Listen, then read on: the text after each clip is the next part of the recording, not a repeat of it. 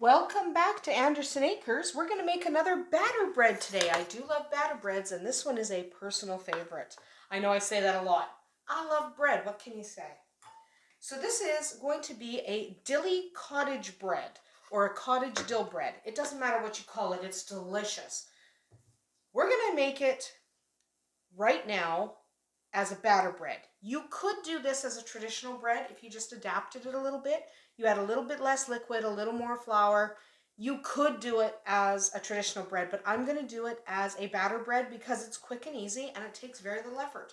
So this is a good thing to try if you're just wanting to make a bread that's not going to require a lot of your attention and you don't have to knead it. So let's get started.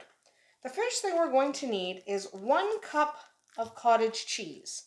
It's not going to be a cottage dilly bread or a dilly cottage bread, however you want to say it, unless you use cottage cheese. So 1 full cup of cottage cheese. You're going to take your wooden spoon or whatever it is you're using to mix and just kind of mash that up a bit. Okay, you just kind of want to cream it a little bit. You don't want it smooth, so don't use an electric mixer unless you have to. But you just want to kind of mash it up a little bit so it's not one big chunk. Okay, you don't want it creamy. You just want it kind of broken down a little bit. That's about good enough. To that, we're going to add 2 cups of just regular flour. Just 2 cups. We're making a batter bread, so we don't need as much flour. Yeah. Yep, making a mess. That's fine. Baking makes a mess. It's normal, it's fun, it's fine. Okay, there we go. Now to this, we're going to add some of our dry ingredients. We're going to start with 2 tablespoons of sugar. You do need that much sugar. It helps the yeast get going and also offsets the flavor of the cottage cheese. There we go.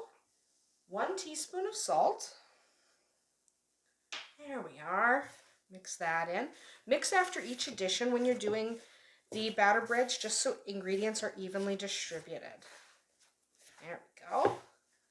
We're going to do 2 tablespoons of dill because you can't be a cottage dilly bread, not jelly, but you can't be a dilly cottage bread without dill. Oh, that smells good. There we go. Dill, dill, dill. Lots of dill. Mix that in. See, it should look like there's a lot of dill in there. You can even increase the dill if you want. I'm not going to increase the dill. I'm only doing 2 tablespoons, but you can if you want it even stronger. This is 1 heaping teaspoon of quick rise or bread machine yeast will also work. Do not use traditional yeast. Traditional yeast needs to be broken down first in warm water. This does not need to do that. So if you're going to use traditional yeast, you need to dissolve it in your warm water with some sugar first. There we go. Now we're going to add, this is only about a tablespoon of melted butter. Yes, it should be melted. Get that mixed. Don't use margarine. It will not taste the same. You really do need actual butter. Okay. Next, we're going to crack 1 egg. Just 1 egg. Didn't even break it. Go me. 1 egg, smash that up and start mixing that in. Now we need some water. How much water is going to depend on your humidity. So start by adding a 1/4 cup of water.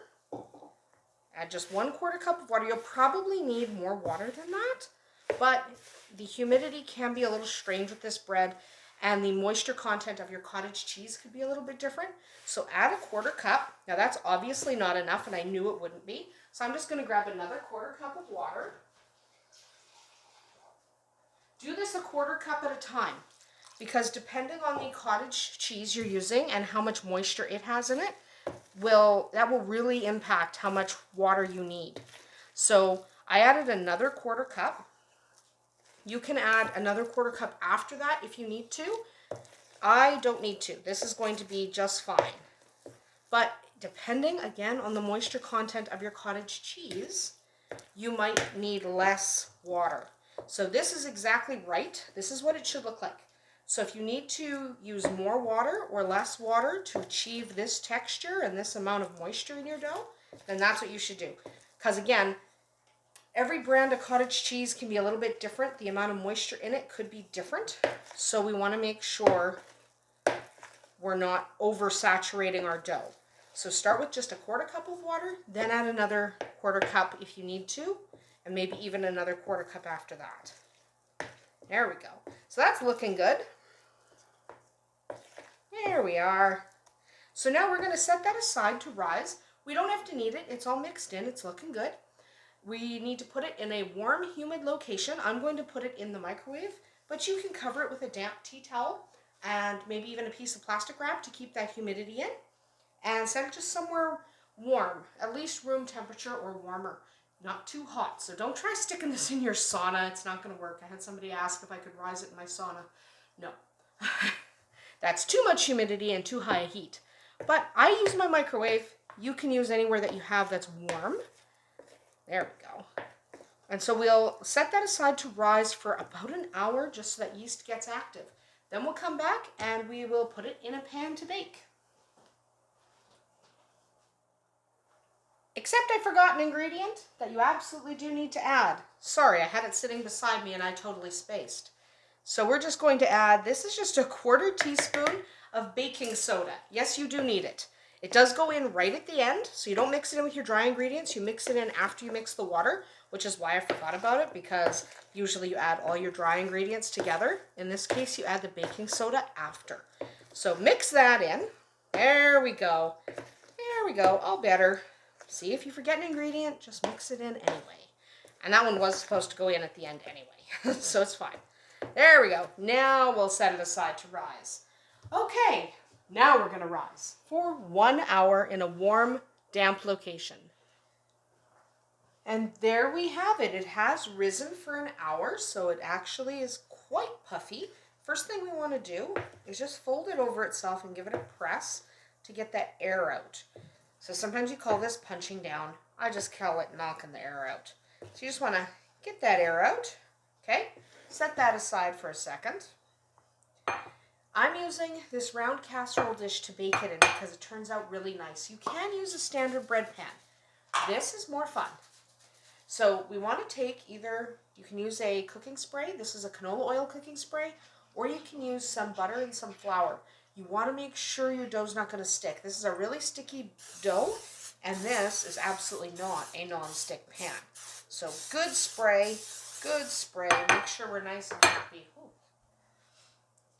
There we go. Okay, so now what we want to do is we want to get this spoon out of here. I'm using a rubber spatula to push all the dough off of there, just so we can get the most dough possible. Silicone spatulas are really good at not sticking to your dough, so they are a really great option. So then we're going to just scoop around like this just to get as much. Then just dump the dough into the pan. So we're just using a small casserole dish because it'll turn out really pretty and be a lot of fun. There we go. See how easy this is? That's why we like batter breads. They might not be quite as fluffy as a traditional kneaded yeast bread, but they're a lot of fun and they're really, really easy. So there we go. We're just going to push that into place. Don't move the dough around the pan because you have the cooking spray or your butter and your flour, and you don't want to be moving that around. So just give it a nice press so that it fills all the corners. It's a fairly liquid dough, so it should. Now we're going to stick it back in my case, the microwave. We're going to let it rise for about another hour. You can cover it with a damp tea towel if you like. Just keep an eye on the dough, especially if you're using a damp tea towel or plastic wrap. You don't want it rising enough to touch that tea towel. So it should rise in here to about this lip here, or just shy of that lip, and that'll take about an hour. So we'll come back in an hour to bake it up. All right, so our bread has risen up nice and fluffy. You can see how high it's come. Don't be too rough with your pan because you don't want to suddenly pop your bread and cause it to deflate. So nice and gentle when you're handling it. Now that it has risen for an hour and it has come up exactly as high as we wanted it to come up, we're going to bake it for about 40 minutes at 350 degrees Fahrenheit. It should pull away from the sides of the pan and sound hollow when tapped when we do take it out. So let's pop it in the oven and come back in 40 minutes. Well, our dilly cottage bread is out of the oven. It's been sitting for about 10 minutes, so it's ready to come out of the pan. The pan is incredibly hot, and I shouldn't be doing this without gloves, but I'm doing it anyway. And look at how nice that is. It's beautiful loaf, and it is delicious. It's ready to cut after 10 minutes of sitting in the pan. Remove it from the pan. You can cut it immediately if you like. This guy turns out beautifully. He's a real fresh bread, and a refreshing bread is what I meant to say. So he's a refreshing bread that is great for a spring meal such as Easter or any other springtime festivity that you may have going on. But I like it at any time of year because it's also a very hearty bread. So I hope you enjoyed making that with us today. Hopefully you will tune in tomorrow.